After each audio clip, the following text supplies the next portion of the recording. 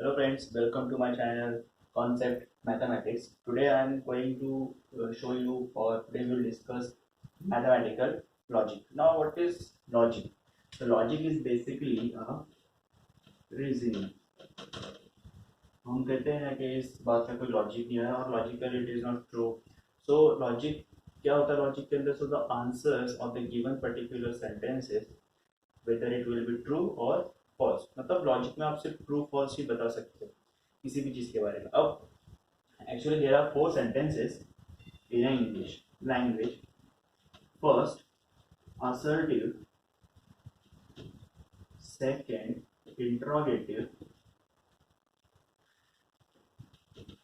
Third, exclamatory. And fourth, imperative. Out of these four sentences, only assertive is considered as a statement. अब यही क्यों होता है तो मैं आपको एक्सप्लेन करूंगा क्यों असर्टिवली स्टेटमेंट कहलाता है. क्योंकि लॉजिक के अंदर हमें सिर्फ और सिर्फ स्टेटमेंट की ही ट्रूथ वैल्यू फाइंड आउट करनी रहती है ना. असर्टिव एक्चुअली असर्टिव जो होता है वो एक तरह से डिक्लेरेशन भी करता है और इसे डिक्लेरेटिव सेंटेंस भी कहते हैं. So assertive is also known as declarative. Now what is declarative?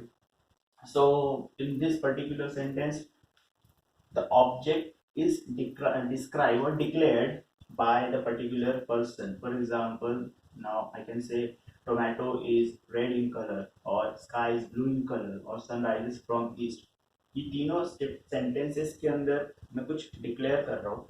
Like first जो मेरा सेंटेंस था that tomatoes are red in colour. तो मैं यहाँ पे कुछ टोमेटोज की एक पर्टिकुलर कलर के बारे में डिक्लेरेशन कर रहा हूँ. Tomatoes are red in colour. Okay, तो हमें पता है कि टोमेटो रेड होते हैं. इसका आंसर ट्रू फॉल्स होता है. नॉट नेसेसरी कि जो क्वेश्चन होगा वो like tomatoes are red in colour ही होगा.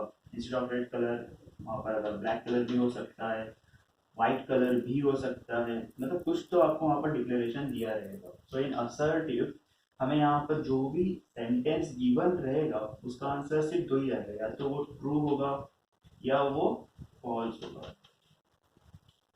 Second case interrogative. ना इंटरोगेटिव होता क्या है? इंटरोगेटिव में आप इंटरोगेट करते हो like question mark, how are you, where are you, what is your name. तो इन पर्टिकुलर सेंटेंसेस के अंदर आप आंसर जो है वो ट्रू और फॉल्स में नहीं दे सकते.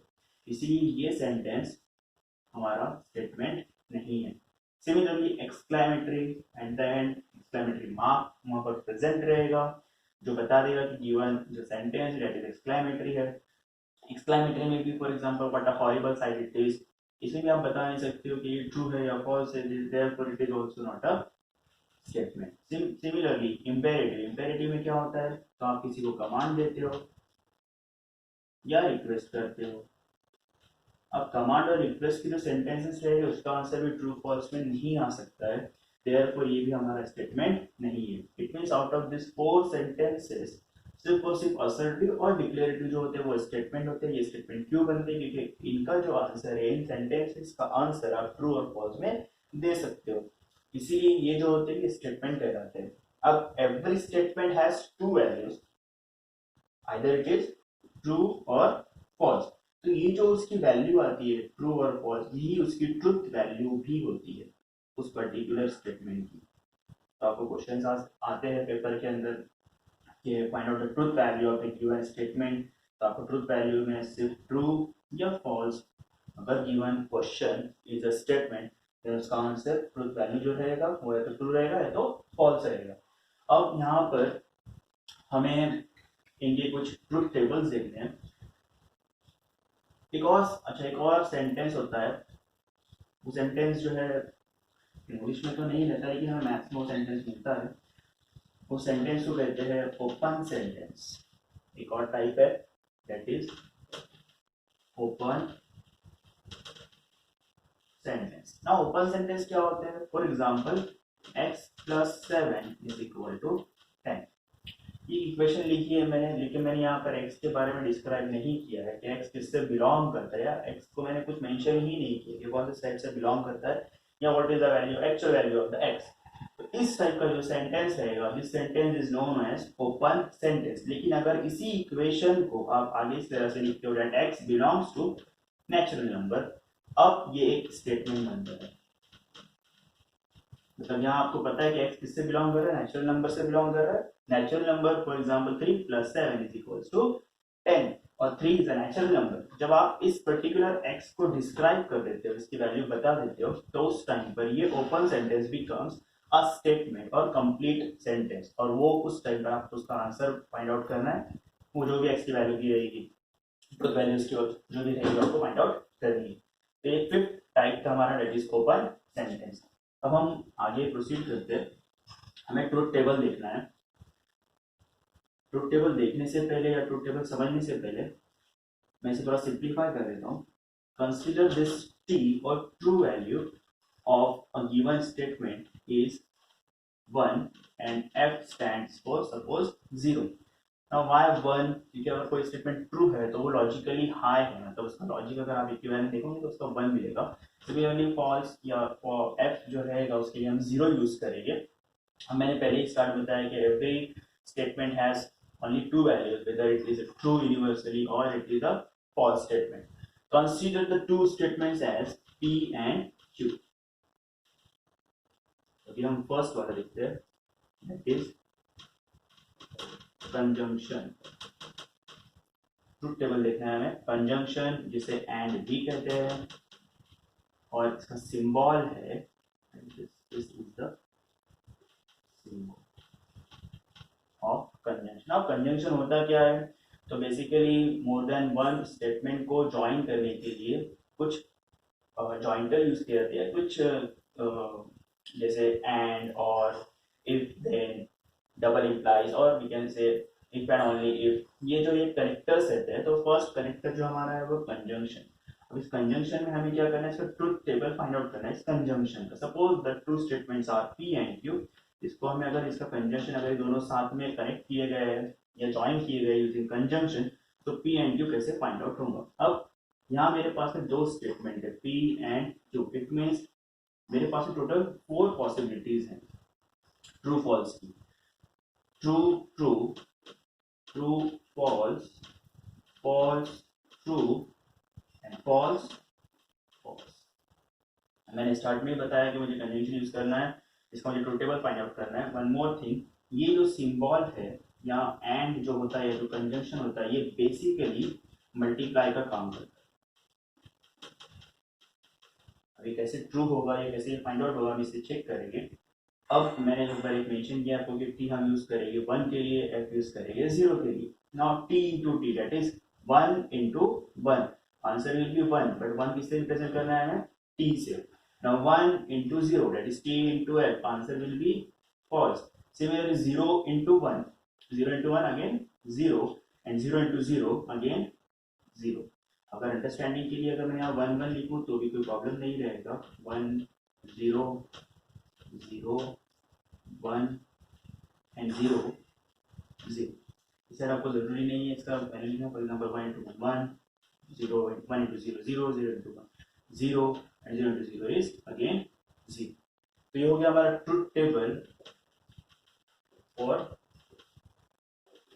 Conjunction. And conjunction, what conjunction basically do, तो कंजंक्शन और this and symbol basically does the multiplication operation. अब इसी का हमें सेकंड कैरेक्टर देखना है, और सेकंड कैरेक्टर जो है हमारा वो होता है डिसजंक्शन। इसका ट्रुथ टेबल साइड में यूज करता हूँ। सेकेंड सपोज जो मेरा करेक्टर है,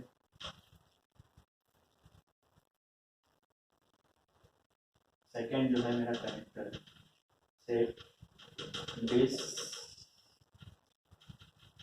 जंक्शन, इसे और भी कहते हैं। इसका सिंबल लाइक वी शेप। अब बेसिकली दिस जंक्शन क्या करता है, जैसे कंजंक्शन मल्टीप्लिकेशन का रोल ये करता है यहाँ पर, तो उसी तरह डिसजंक्शन का भी एक रोल है और वो करता है simple addition.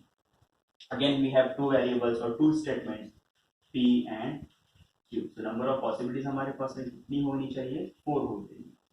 True true true, false, false, true, the last false, false. हमें यहाँ ट्रूथ टेबल फाइंड आउट करना है डिसजंक्शन का और पर्टिकुलरली और का. अब हमने जैसे ऊपर 1 and 0 ऑलरेडी से मेंशन किया है व्हाट इज 1, बट लॉजिक में 1 + 1 2 नहीं होता है. 1 + 1 becomes more high logic than high logic only, and high logic is denoted by this 1 or t. So 1 + 1 again 1, that is equals to t. Now 1 + 0 it is equals to 1, but हम 1 किससे represent करते हैं t से. 0 + 1 is equals to again also 1, and 0 + 0 it is equals to 0. एक simple rule follow करना है आपको कि कंजंक्शन के लिए क्या करना है आपको. तो कंजंक्शन के लिए you have to multiply, and similarly for disjunction हम एडिशन का रोल या एडिशन करेंगे ओनली. तो ये दो ट्रूथ टेबल आप इस तरह से याद रख सकते हो. Not necessary for 2 statement, there can be 3 statements. For example P, Q and R. तो जब भी 3 स्टेटमेंट आएंगे तो आपको याद रखना है अगर कंजंक्शन फाइंड आउट करना है उनका ट्रूथ टेबल, तो कंजंक्शन में आपको आंसर अगर एक भी 0 होता है, क्योंकि यहाँ पे मल्टीप्लाई कर रहे हैं, अगर एक भी 0 होता है तो आंसर क्या रहेगा 0, डेट इज फॉल्स. मतलब अगर एक भी स्टेटमेंट फॉल्स होती है तो फाइनल आंसर आपको क्या मिलने वाला है उसमें कंजंक्शन में फॉल्स ही मिलेगा. सिमिलरली डिसजंक्शन, डिसजंक्शन में अगर आपको एक भी स्टेटमेंट ट्रू है तो आंसर क्या रहेगा हमारा ट्रू. फॉर एग्जांपल FT और TF, या एक भी स्टेटमेंट अगर सिंपल हम एडिशन कर रहे हैं तो अगर 1 को रिप्रेजेंट कर रहा है, और अगर आपके पास मोर देन 2 स्टेटमेंट्स है तो आपको सिर्फ याद रखना है किसी एक का अगर वैल्यू भी ट्रू है और आप उसका डिसजंक्शन फाइंड आउट कर रहे हो ट्रूथ टेबल, तो आपको आंसर उसका ट्रू मिलेगा. तो एक सिंपल एक मेथड था कैसे आपको कंजंक्शन और डिसजंक्शन का ट्रूथ टेबल फाइंड आउट करना है. एक और तरीका है हमारे पास में इफ देन वाला. इसे इंप्लाइज भी कहते हैं, कंडीशनल भी कहते हैं. कंडीशनल क्या होता है कि इफ P देन Q, उसका सिंबल भी रिप्रेजेंट करता हूँ ऊपर, और उसका ट्रूथ टेबल भी हम अभी देखेंगे कैसे उसका ट्रूथ टेबल आएगा या उसका ट्रूथ टेबल किस तरह से आपको याद रखना है.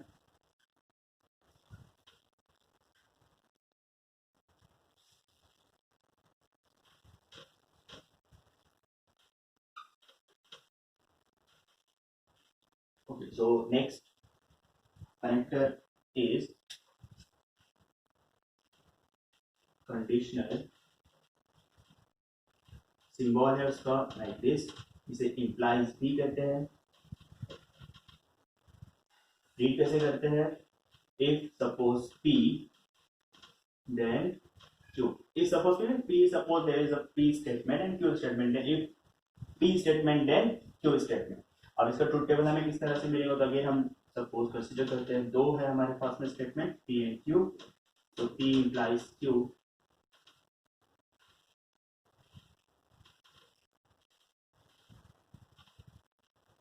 again true true, true false, false true, false false.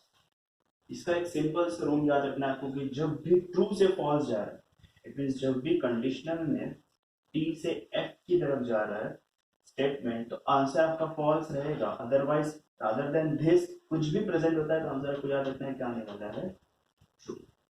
सिर्फ एक केस याद रखना है इस पर्टिकुलर इफ देन के लिए या कंडीशनल के लिए, जब भी ट्रू से फॉल्स होने वाला है तभी आंसर क्या रहेगा, it is equivalent to false, और it's answer is false. Otherwise हमेशा क्या रहेगा आपका ट्रू रहेगा. इसी तरह से हमारा जो फोर्थ है that is biconditional, denoted by this symbol, bidirectional symbol. Double implies भी कहते हैं इसे. अब इसे रीड कैसे करते हैं, if and only if, if and only if. Suppose P statement is there, so P statement P if and only if Q statement. अब इसका ट्रूथ टेबल हम देखेंगे P Q, P conditional bye conditional. इसके लिए आपको एक simple सा logic use करना है, यहाँ पर एक सिंपल सा मेथड यूज करना है ट्रूथ टेबल को लर्न रखने के लिए, याद रखने के लिए. पहले मैं लिख देता हूँ इसकी possibilities, true true, true false, false true and false false. तो इसमें याद रखना जब भी दोनों सेम होंगे, सेम लेवल पर, सेम लॉजिक पर, for example both if both are true और इफ बोथ आर फॉल्स, तो इसका जो आंसर रहेगा वो रहेगा आपका ट्रू।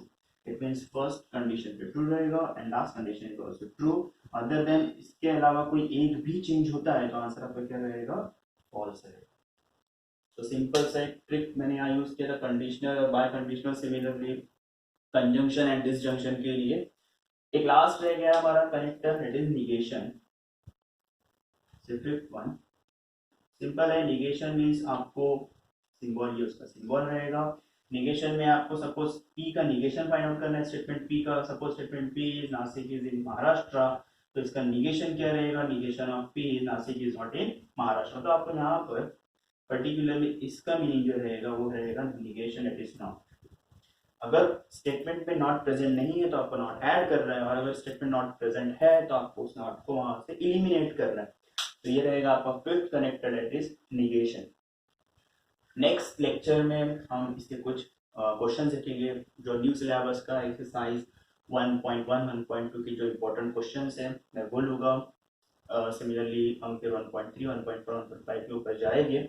बट कनेक्टर्स और उसके ट्रूथ टेबल्स किस तरह से याद रखने हैं मैंने यहाँ पर एक सिंपल सा मेथड बताया आपको। अगर आपको वीडियो पसंद आए तो लाइक एंड शेयर करिएगा, और अगर आप तक सब्सक्राइब नहीं किया है मेरे चैनल को तो please subscribe to my channel and thank you for watching this video.